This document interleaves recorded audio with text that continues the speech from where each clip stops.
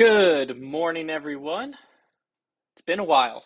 It's been like, I don't even know, 3 weeks or more, something like that. But it's good to be back. We've had a hectic few weeks. It goes back to like Worlds, and then we had, I don't even know what was after that, but something was after that. I think we went out of town or something. And then we had, oh no, it was Labor Day. And then it was filming a series for our YouTube channel that won't really talk about yet, but I think will get announced today or tomorrow. And then I think my AirPods are in like noise cancellation mode, so it's really messing with my head. But and then yeah, then we're back this week. So that's why it's been a little bit, taking a few weeks off. But while we wait for some people to roll in here, we'll go over the disc releases of this week. Last week, and still on the site, we had some of the MVP Halloween pre-orders hit the site, so that's all already on the site. That's fun. Um, and then this week we have a full Clash restock, which is exciting. So a lot of tone plastic discs, like the berry, the not the tone plastic berry, but like the like swirly steady or whatever the plastic is. So full like Clash restock. We had a mint restock hit the site last week, so that's still gonna have some availability this week. Um, we have the Spore from Discmania dropping. I think the Agent from Trilogies Dynamic is dropping in a new plastic, and then the Cenis from Latitude 64 is coming back. This time it doesn't have the grip tracks on top, which is interesting. It doesn't have those little like patches, um, which is interesting to me. I would have thought they would have kept that because that kind of is what made that disc unique. But all of that's hitting the site Friday. The Spore might actually drop on Thursday, but all of that's coming this week. So exciting. Not nothing too crazy this week, but some exciting stuff for sure. And then, like I said, the MVP pre-order is still available, and Trevor's signature box is still available, which has the second edition of the Trevor Staub Super in it. That's the only way you can get it, is this box. It's got a custom stamp Stalker in there, and then it's got a Lucid Raider and a limited edition Trevor Brixton card. So if you're a Trevor Staub fan, you're going to want to pick up the subscription box. Next month's subscription box, we just finished ordering everything for, and by just finished, I mean like last week. Oh, that's a good question too. Simply Jessel said, what is the iDog? I forget how you pronounce it. eDog. I don't know, the Casaplast disc. We just got the stock shipment of those in, so that's hitting the site. I think we had some release last week or 2 weeks ago, but they're now, the stock ones are going up this week as well. So get some Casaplast stuff too. So a lot of fun stuff. And then obviously the Trevor signature one, and then the October box will announce soon. I don't want to spoil it, but there's a disc in there. Edug is how you say it. There's a disc in there for the October box that you will only be able to get, from my understanding. This will be the only, it's come out once before, and this is the second time it'll hit mass market, and it's the only time the rest of the year, from my understanding, and will be the only retailer that'll carry it this year. And it'll only be an October subscription box. So if you can figure out what that disc is, you can figure that out. But we'll announce it before we get too far into the month. And it's a Halloween spooky, we'll say, themed box. So super exciting for October. So if you subscribe for September, you'll also be subscribed for October. $45, 3 premium discs plus a swag item. So that's a lot of fun. We're going out of town tomorrow as well. We're going to be gone tomorrow and Thursday. I don't think we've announced where we're going, so I don't want to spoil that. But those videos will be coming in the next few weeks. We'll just say this, all right? It's another bucket list series. So we did the first bucket list trip was to Maple Hill.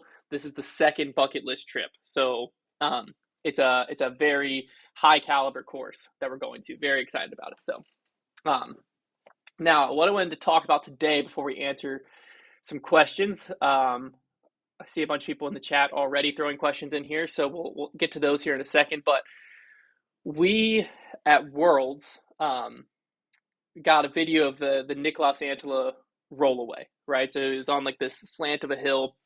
He hit chains, it chained out, rolled away, OB. It was like the perfect video. It was like 15 seconds long or something like that.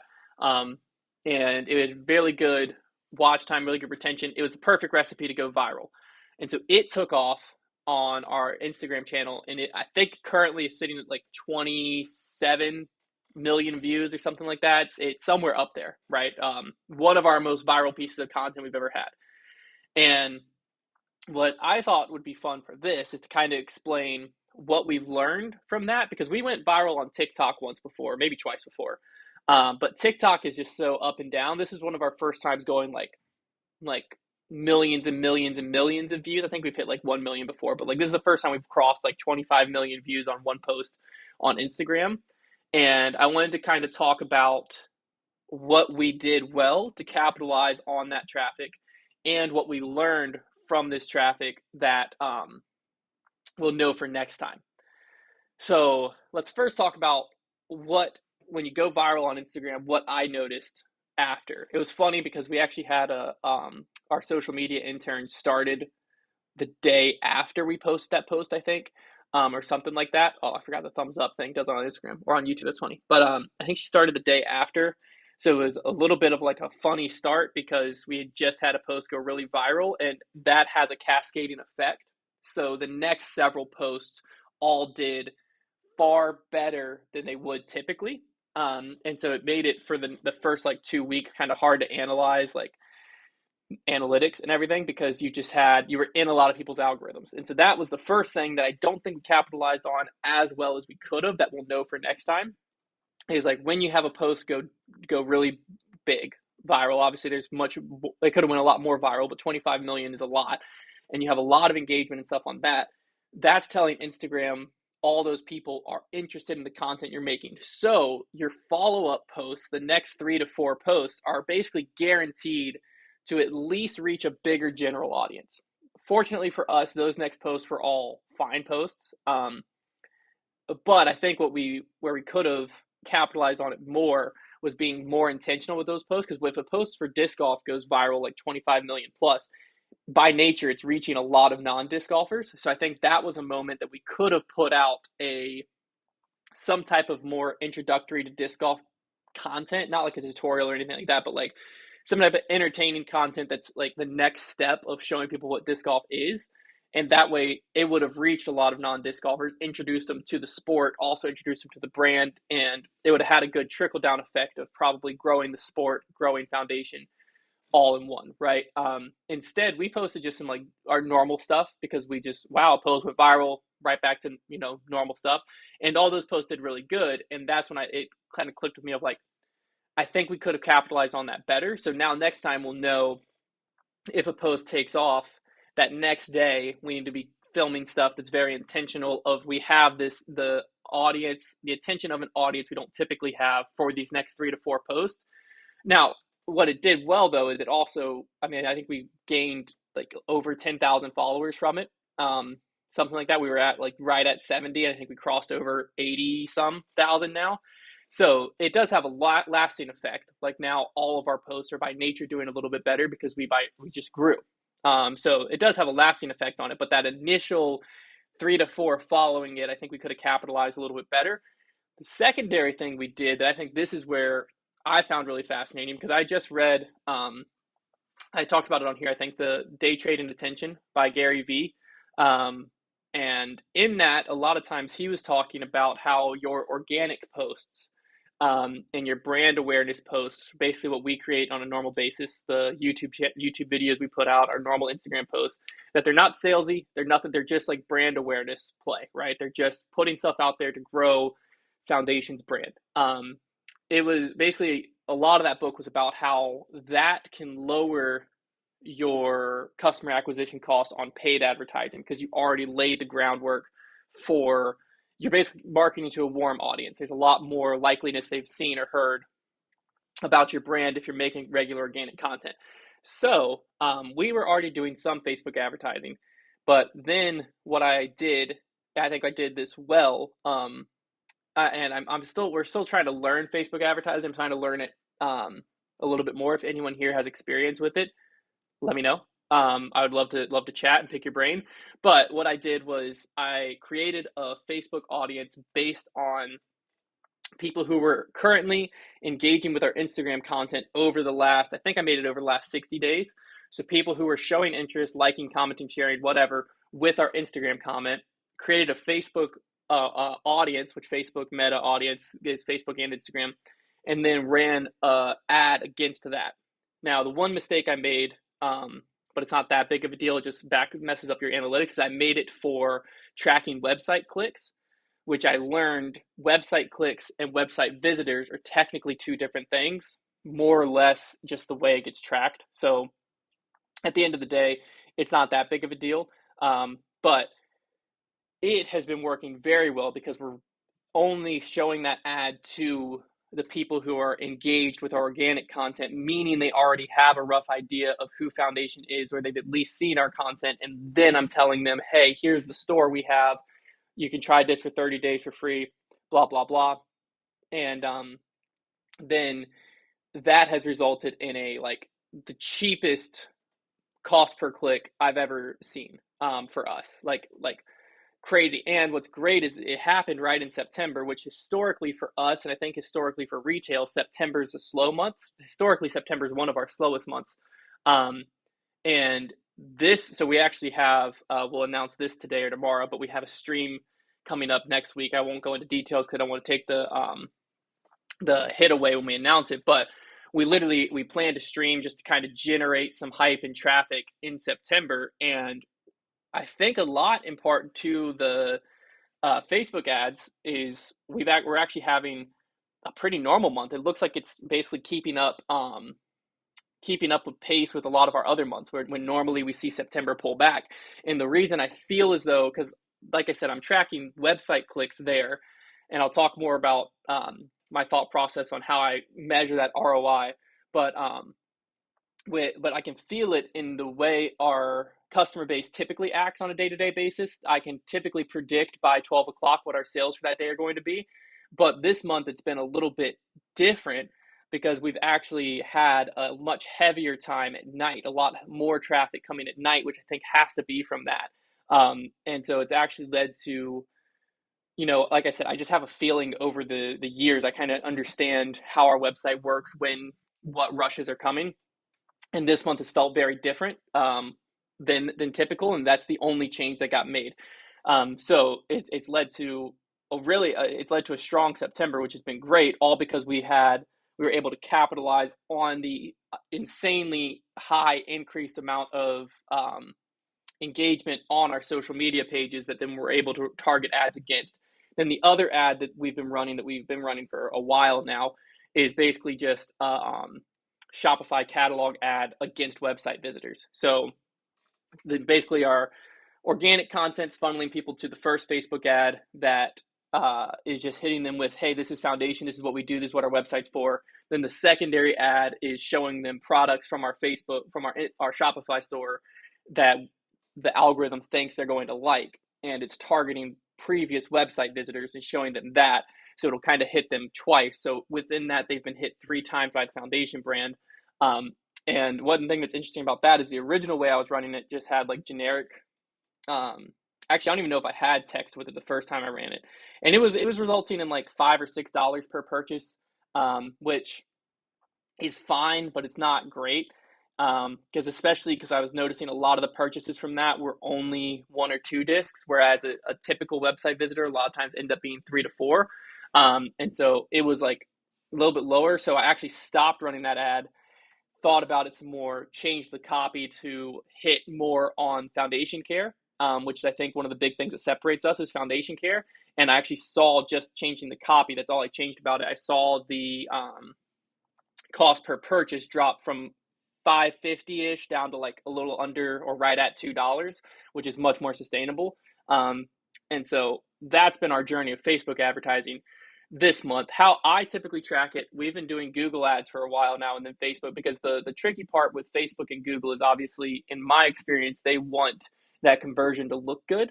So when you're running it, they will track, and it's a fair assessment, but it's not a fully true assessment, where they will track if you see a Facebook ad and then you purchase 2 days later, that can sometimes be attributed to, oh, this Facebook ad or this Google ad led to this conversion. Does it play a part in it? Absolutely, obviously, right? Like if you go on Facebook and you see that ad, that could be what sparks you to remember when you want to buy a disc 2 days later, oh, I need to go to Foundation. Sure. but it's not a direct thing. It's not tracking only people who saw the ad, clicked on it, and made that purchase, right? So what I discovered a little bit ago was I need to have a more generic way of tracking what this is worth to us, right? So what it's actually giving us is worth.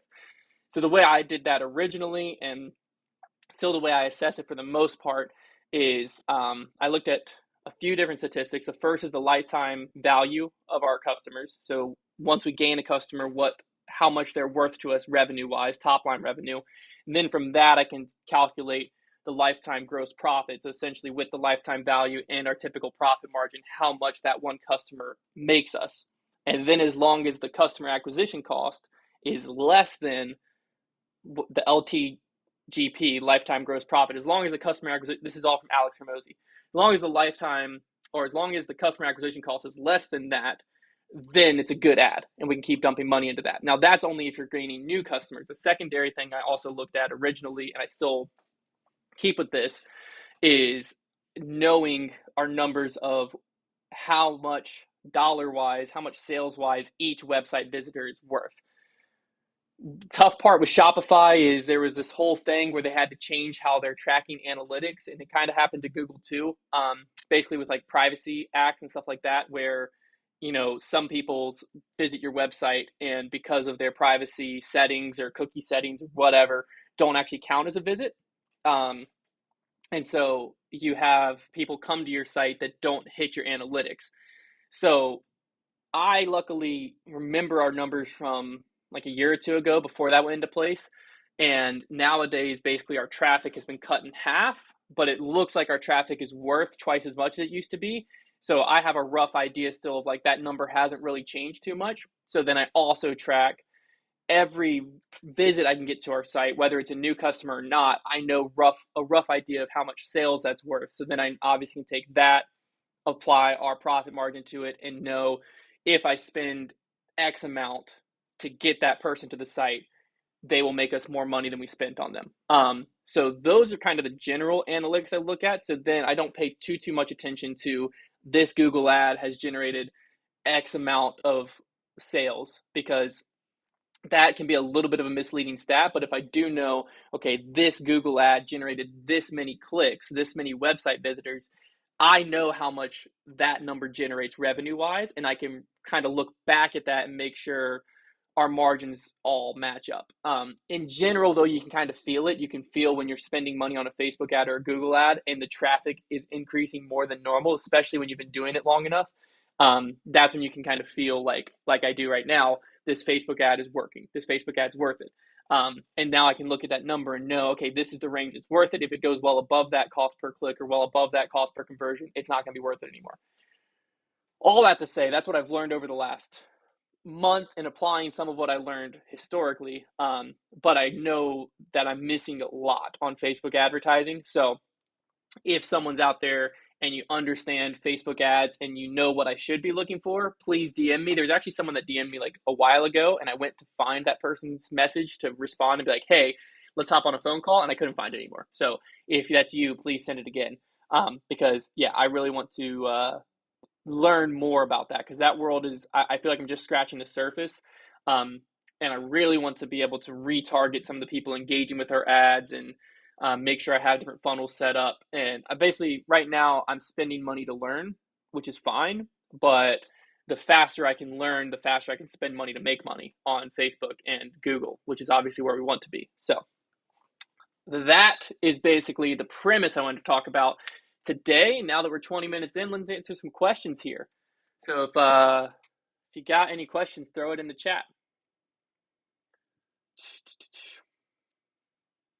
Shay says, Hunter Thomas fighting for truth, justice, and the fair distribution of rock threes. Look, I know a lot of people heard on Griplock yesterday.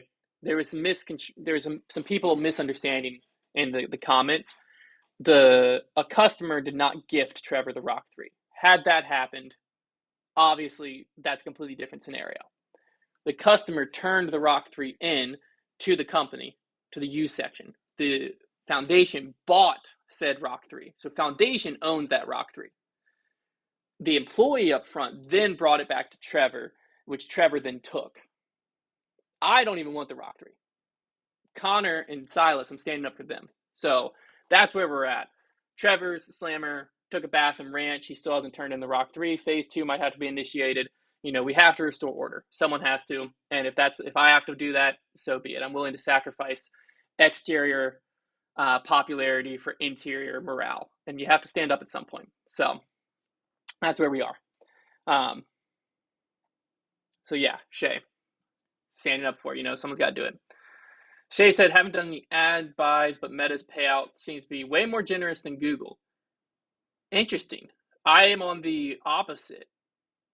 I'm assuming you're talking about like ad payout, because obviously like YouTube pays better than anything.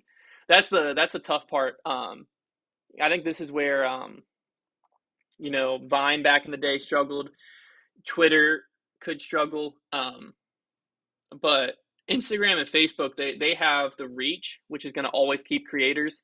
But YouTube, the reason YouTube can be so successful is because of the long form content. They're able to put so many ads on there, and then their revenue sharing platform is so great that you can put. It really encourages creators to keep creating content, which that is obviously what's going to keep YouTube around. And that's where so many other platforms are just struggling, because like the when you have Vine and you have creators, the only way you could really monetize on Vine was brand deals, which was great, but then like there was hard to get going because you had to get a big enough following to get a brand deal, and the brands had to pay more than just product. And that's kind of where a lot of Instagram, TikTok, all of that, and so like the creator fund on TikTok, Instagram, all of that stuff. Yeah.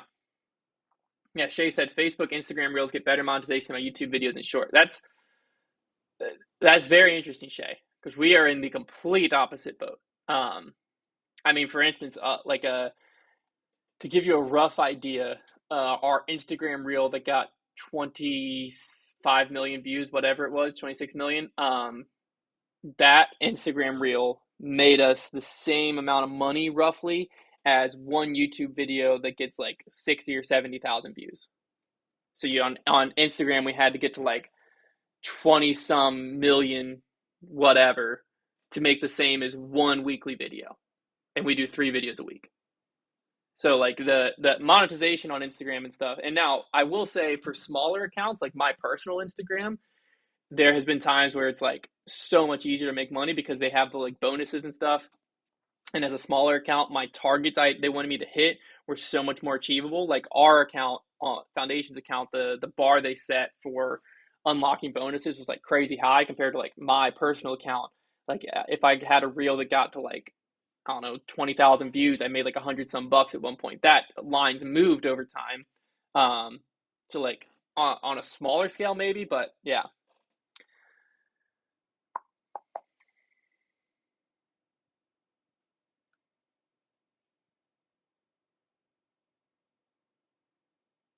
Reset. I'm assuming you have your Google ads set to be shown as banner ads on YouTube as well. Right now, we're just doing Google like search ads. We don't have banner ads yet. I don't like diving into and just throwing money at advertising until I have a rough understanding of it. And banner ads, we probably should be looking at, because I know obviously that'll appear on a lot of sites. But yeah, YouTube ads we've always looked at. We just have never. We ran some back in the day, just didn't really. It didn't really click. It didn't really what you call it. It wasn't worth it when we did a YouTube video ad. But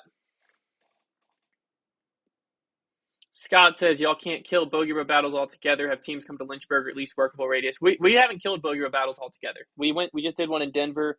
We have plans, I think, to get one more in this year. We're just spacing them out more, because when we were doing 2 a month, 2 battles a month, it just got to the point where none of them were doing as good as they could have. They were doing just as good as like a normal video. And if we're going to put that much time and energy and like traveling and everything to do a Bogey Road battle, like it's got to do better than a normal video, because then why are we traveling? We can just do it right here.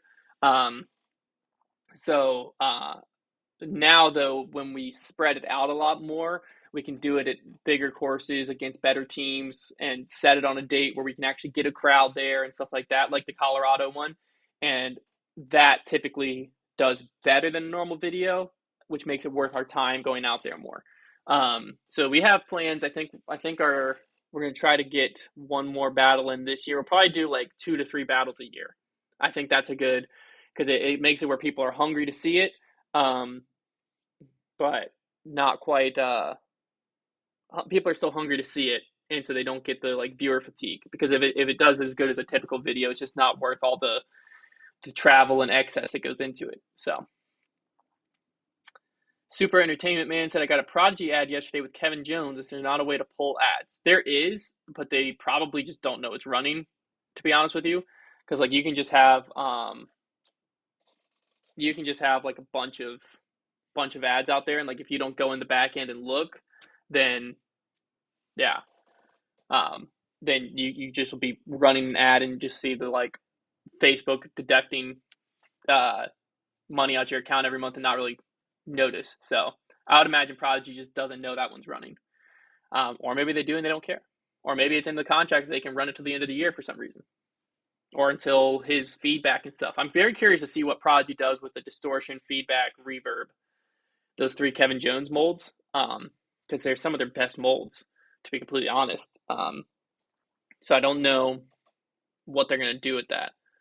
And also, like if they lost Isaac this offseason, which I know his most recent press conference, he was basically saying he's looking for another brand that'll like support him, is basically the clip I saw.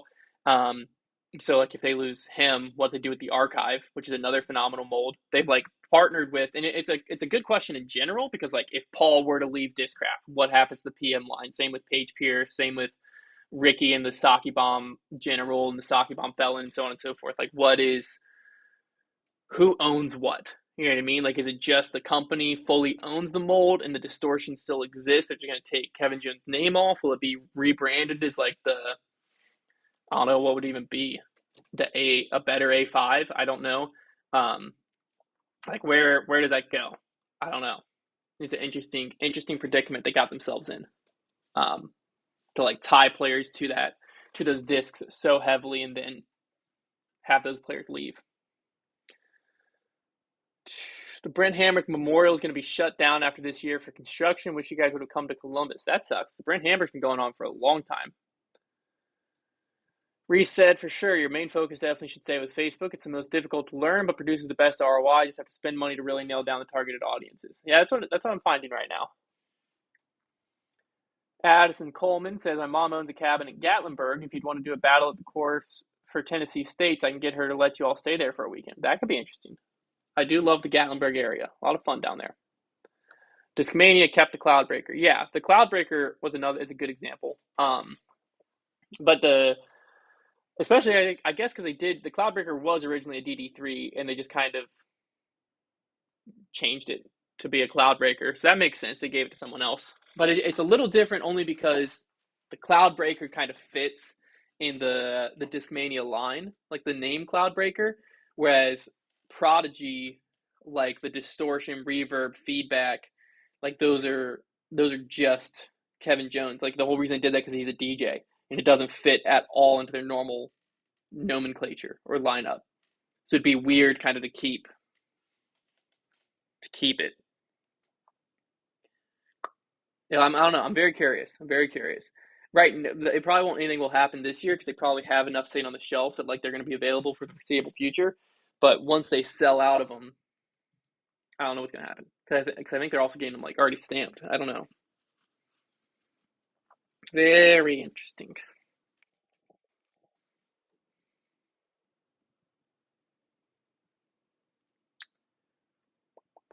Travis said, I work for an advertising agency that's in partnership with General Motors. Social is definitely the best bang for your buck these days, but banner ads, display is definitely worth a shot.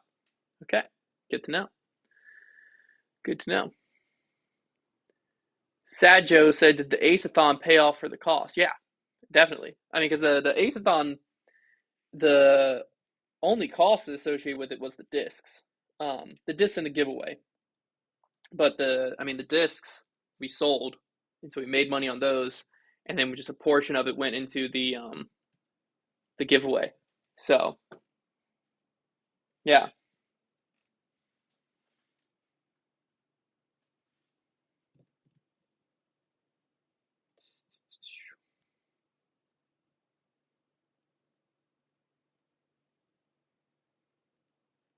Eric said how my run's been going. They've been going good overall. Um, post I like was running really well, felt really good before the ankle injury. Ankle injury set me back. Obviously, that was been like what 2 months ago now. So I shifted to a 12-week marathon training plan after that. And yeah, overall, I'm feeling good.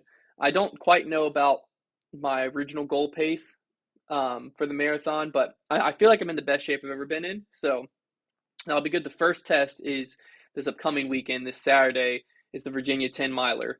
So I'm gonna try to run that at my goal marathon pace, which can be like 9, 10 ish, somewhere in that range. And so we'll see how that goes because that course is tough.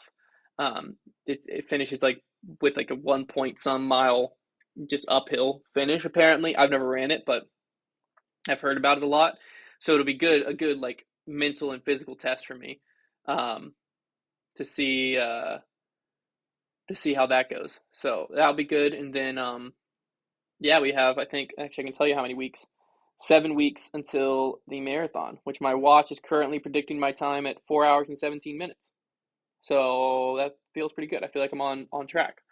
My watch last time predicted I could run a marathon in 4 hours and 10 minutes, and I ran it in 4 hours and 45. So don't know how much to rely on the watch, but we'll see. We shall see. Overall, feeling good though. Reese said, curious to know what percentage of your sales are coming from your ads and what percent is purely from brand awareness now. Foundation, do you see higher revenue special runs or general stock discs? Pretty much all of our sales come from brand awareness. Foundation, we didn't spend money on ads. We did one advertising integration with the Pro Tour in 2020, I think it was, or 2021.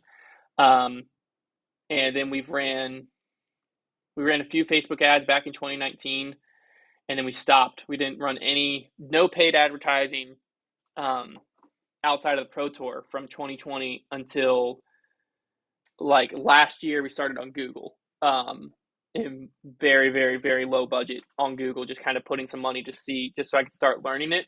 And then we just started using Facebook like 3 months ago, Facebook ads. Um, so pretty much all of our sales, we built everything on organic content, which has been awesome. I always consider our marketing spend to be the employees that create the content. Obviously, we have like a media team of guys who like just do content stuff. Um, and so that is kind of what I consider our marketing budget, because if we didn't have organic content coming from that, that would probably be money that is being spent on advertising. So we do spend money on advertising, but we just spend it to create organic content, and build the brand awareness there. So, but yeah, I mean, percentage, I'm probably literally like 95% comes from brand awareness, and we definitely custom stamp stuff's way easier to sell than general stock disc. Excuse me. The majority of our revenue comes from general stock discs because there's so many of them in the scheme of things. And if you have so many custom stamps or so many custom runs, your audience will get fatigued and they won't buy nearly as much. So we have to really be picky and choosy about what we stamp and when we drop those stamps. But we have some stamps that are just kind of always in stock, or we try to keep always in stock, just general foundation stamped stuff. So that way people who want a foundation branded disc can get one, but the like driving hard traffic. But custom stamps statistically just sell better. Um, it's just there's so many more general stock discs that we see higher revenue from general stock, but um, they sell at a much slower rate.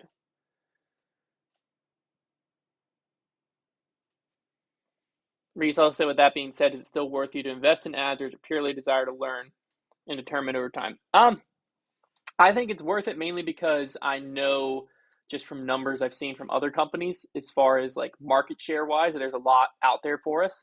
And I think we're in a unique space where we have good brand awareness. A lot of people just don't know we have a store or are still choosing to shop elsewhere. And so to me, that's more the play is I would like to slowly pull back the sales focused organic content and make more just general brand awareness content and then pay for the sales focused content. That's where I'd like to get to. We're not there yet just because I need to understand the paid advertising world more um, before I dump more money into it. But right now, the money we're putting into it is basically coming back to us immediately, which is great. That's not my mindset. I obviously am fully down for spend money today for purchases a year from now. But I want to understand and know I'm spending money today for purchases a year from now. I'm not just lighting money on fire. So that's why I'm very slow and methodical because I'm just trying to make sure I understand all the moves I'm making. I'm willing to lose money to learn, but I just want to make sure I'm learning and not just losing money to lose money, if that makes sense.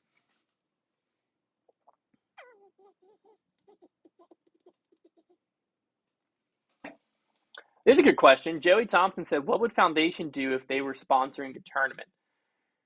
The the tough part here is I think what we would focus on a lot is the on ground um, fan integration. I wouldn't sponsor a tournament that's way in the Northeast, way in the Northwest. I might in the Northeast, but the Northwest, Midwest, just because your fan base on the ground is not going to be as big. I would definitely focus more on the ones that would have a big am side with it that's going to draw like a Ledgestone type model. Idlewild always gets a good crowd. I know Des Moines, Iowa typically has I would focus on ones that have a really strong fan base near them. And it's the only tournament because I think your best bang for your buck is the on ground integrations. And then um, I would want personally, a lot of what I would want sponsorship wise would just go to providing as much value as possible to the consumer. So, one thing I would request is for viewers at home, I would provide maybe the final round or at least several holes ad free. So the viewers at home can just watch uninterrupted coverage provided by a foundation. On the ground, I would use some of the excess money that's going into sponsoring the tournament to lower ticket costs if possible. Try to work with the Pro Tour to make the tournament be because in my head, if we were doing integrations and stuff on the ground, right, and we want the on the ground experience to be as good as possible, and that's where we're going to get the best bang for our buck, then we need as many people through the gates as possible. So I would try as best I could, even if it means spending money out of our own pocket in this world, where I'm sponsoring a tournament, to lower the ticket cost to where you can get a general admission pass for like $5, so that you and your buddies who've never heard disc golf can come. And then knowing that and I would also be advertising at local schools, radio stations, giving out tickets left and right to the local community to just try to get a lot of people to be exposed to the sport. And then I'd have a lot of first time disc golf, like, ooh, go throw a putt. If you make one from 30 feet, you get a free disc or whatever, that type of integrations. And uh, the other thing is we would probably want exclusivity retailer wise there. Because if we were going to spend that type of money and have that type of stuff, I wouldn't want vendors beyond us, and manufacturers I think would be fine. Because if you're spending that type of money on awareness, then you don't want to spend that type of money, do all this effort, which a lot of this is stuff the Pro Tour should be doing. But if they weren't and we were, I wouldn't want to spend all this type of money driving all this traffic just for people to get there and discover other retailers. That doesn't make any sense. I'm doing all the work. We should deserve to get the reward in that scenario. So I think that would be where my main focus is provide value to people at home as much as you can, but I don't know how much you can really do different. And then on the ground, really focus on just getting as many heads through the gate and then make the experience there just being awesome. You had so much fun watching disc golf and hopefully expose a lot of new players to the sport. The best spot to do that would obviously be near our local store because then it'd be a very localized market, right? And if I get 100 students from JF down the street into the sport, we're the store they're going to shop at because it's right here. But realistically, we don't sponsor tournaments because it's a lot of money for not a lot of that control. And I mean, just to be frank, I think that the sponsoring the tournament at this point is basically purely a brand awareness play, and we aren't at the spot spending money to on just pure brand awareness. We got to get a lot more like Facebook ads, Google ads, all that stuff's going to be a much better bang for our buck. Once we get that ramped up, then we might have, okay, now we have X amount of thousands of dollars to throw at a Pro Tour event or marketing with the Pro Tour. But yeah, hope that makes sense.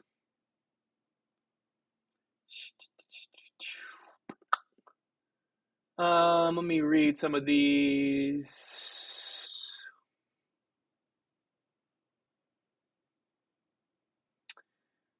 Eric asked what watch I wear. The Garmin Forerunner 255 is the one I wear. Love it. Virgil wants to know when all the videos from Worlds that we did with the pros start coming out. I think one drops today, but they're pretty spaced out. So I think they'll actually, I can tell you. Let me look at our release schedule. Yeah, one releases today. It looks like we've got one coming out middle of October, another one coming out in October, one coming out in November. I think by the end of November they'll all be out, it looks like. Pretty much. So they're pretty spaced out. I think we at where we sit today, we have 1, 2, 3, 4, 5 more left that are filmed that are coming out. So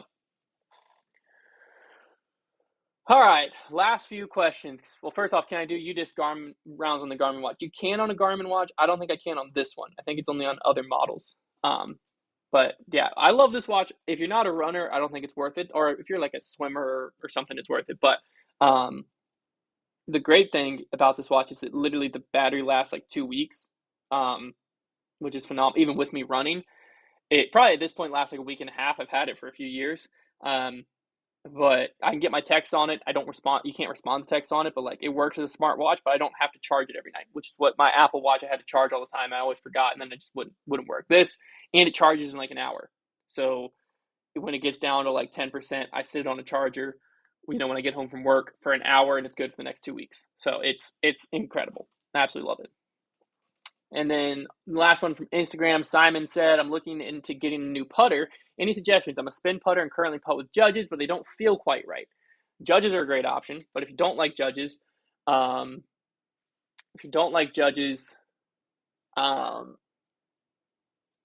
I can imagine you like how Judges fly as a spin putter, but if they don't feel quite right, I don't know if they're too deep or too shallow or what the problem is. You could try a Focus from Discraft. It's going to be a little bit more overstable than a Judge, slightly different hand feel. The Kratos from Discraft is also another one. It's just a beaded Luna, so that could be a good option. The Wizard from Gateway is going to have less glide than the Judge, so if you want a flight to be a little bit different, you could try the Wizard from Gateway. The Banger GT as a spin putter is not a bad putter at all. As a push putter, it sucks, but as a spin putter, it's really does its job well. So hopefully those are good suggestions. You can find one in there. Let's see.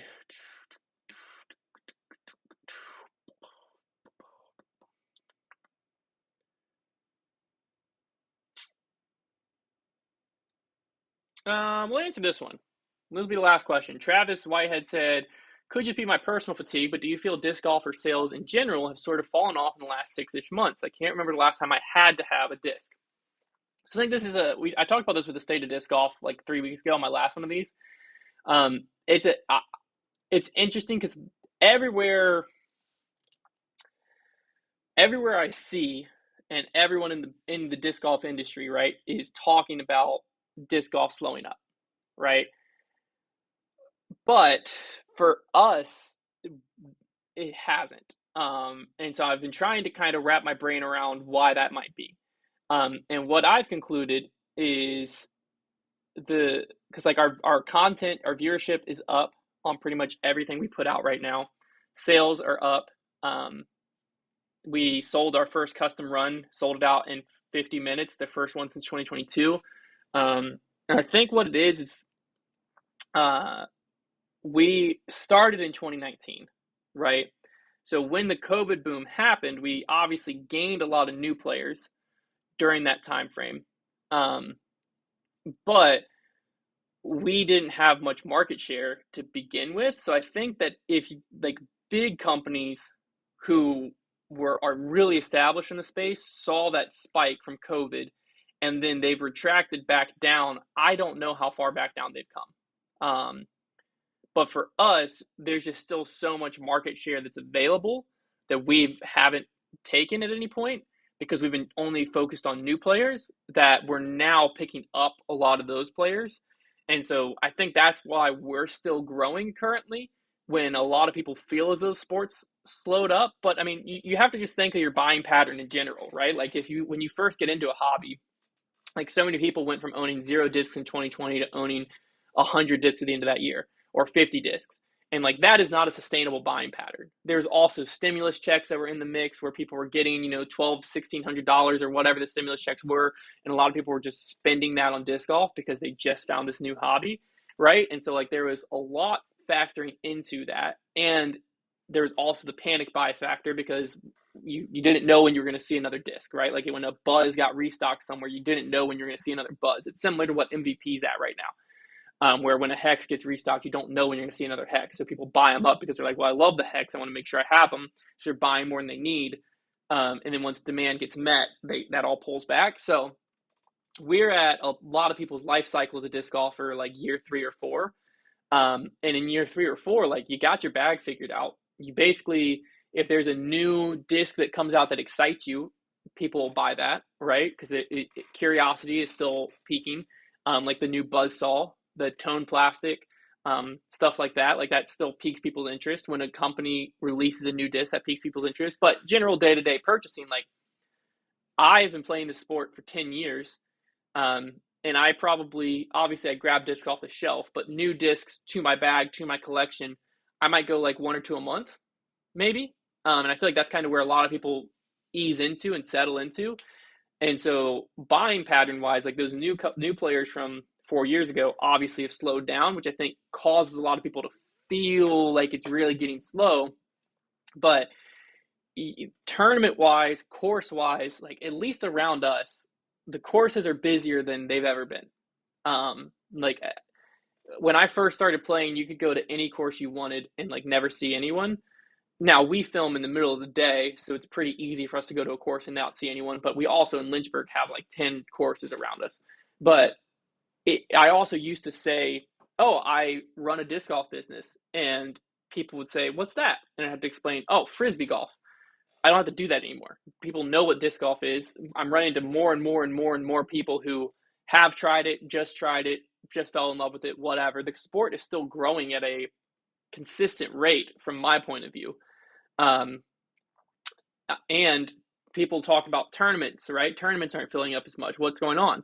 Well, for us, this is legitimate numbers from my memory.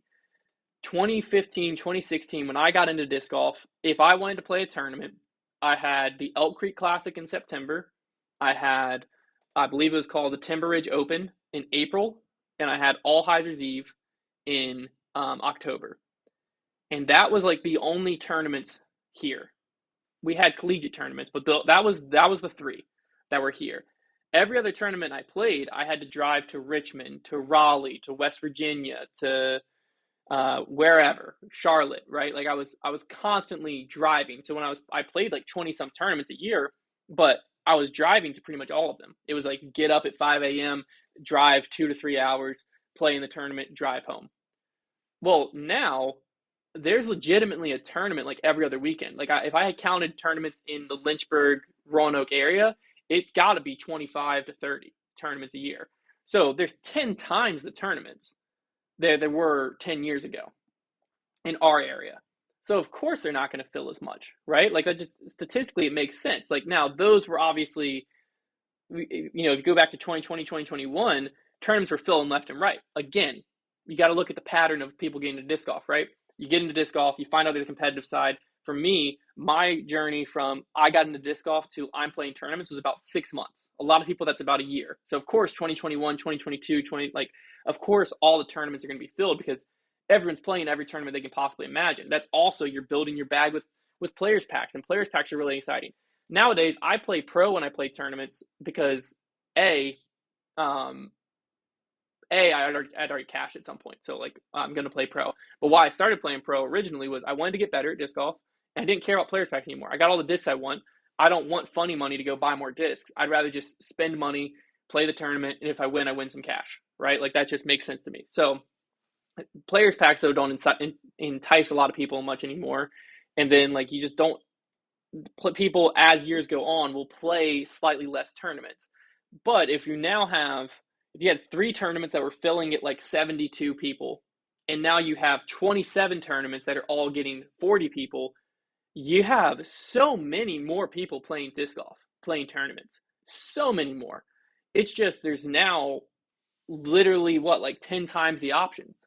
So that just to me just makes sense. Like the math adds up. Like of course tournaments aren't as full. We have 10 times the options. So now what it is, it's all about being a good tournament director, actually being creative with marketing, actually being creative about your offering and stuff like that.